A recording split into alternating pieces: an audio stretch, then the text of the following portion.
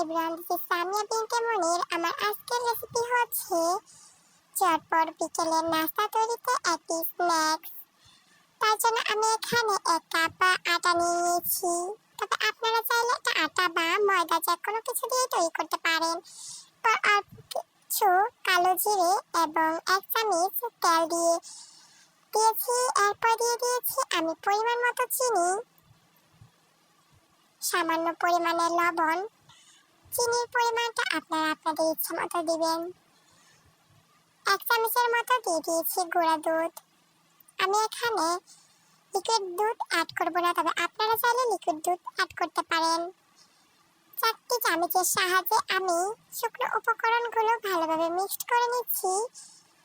কুসুম গরম পানি দিয়ে শুকনো উপকরণগুলো মিক্স করা হয়ে গেলে একটি ডো তৈরি করে নিব। ডোটা একদম শক্ত হবে না, আবার নরমও হবে না।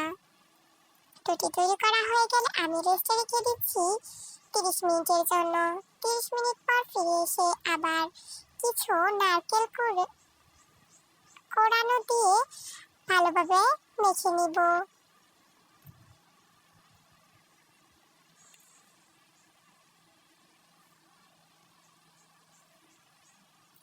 নারকেলটা চাইলে আপনারা স্কিপ করতে পারেন, যাদের কাছে নারকেল ভালো লাগে না। তারপর রুটি বেলা এক টিপের মধ্যে আমি ডোটা নিয়ে পাতলা করে বেলে নিয়েছি। এই রুটিটা আমরা সাধারণত যে রুটি খাই সেই রুটি থেকে একটু ভারী হবে। আমার কাছে কাটার ছিল না, সেজন্য আমি একটি গ্লাস দিয়ে তারা চাঁদের শেপ করে কেটে নিচ্ছি। তবে আপনারা চাইলে যে কোনো শেপেই কেটে নিতে পারেন আপনাদের ইচ্ছে মতো। সম্পূর্ণ রুটিটা থেকে আমি চাঁদের শেপ করে কেটে নিচ্ছি। পরবর্তীতে আবার যে ডোটা বেশি হবে সেটা আবার বেলে নিয়ে চাঁদের শেপ করে কেটে নিব। প্রথমে আমি যেগুলো কেটে নিয়েছি সেগুলো এখন তেলের মধ্যে ভেজে নেব। আগে থেকে আমি কড়াইয়ে তেল দিয়ে অল্প গরম করে রেখেছিলাম। স্ক্রিনে দেখে আপনারা বুঝতে পারছেন তেলটা কিরকম গরম। এ পর্যায়ে চুলার আঁচটা একদম লো মিডিয়ামে থাকবে।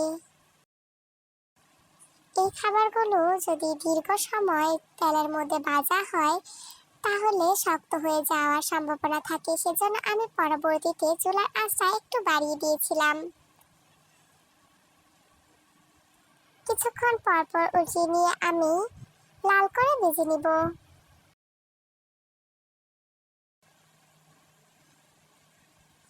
দুটো পাশ একইভাবে লাল হয়ে ভাজা হয়ে গেলে আমি নামিয়ে নিচ্ছি একটি টিস্যু পেপারের উপরে। একইভাবে আমি সবগুলো বিস্কিট তৈরি করে নিচ্ছি। একটি বিস্কিট ভেঙে আমি দেখিয়ে দিচ্ছি এর ভিতরটা কিরকম হয়েছে।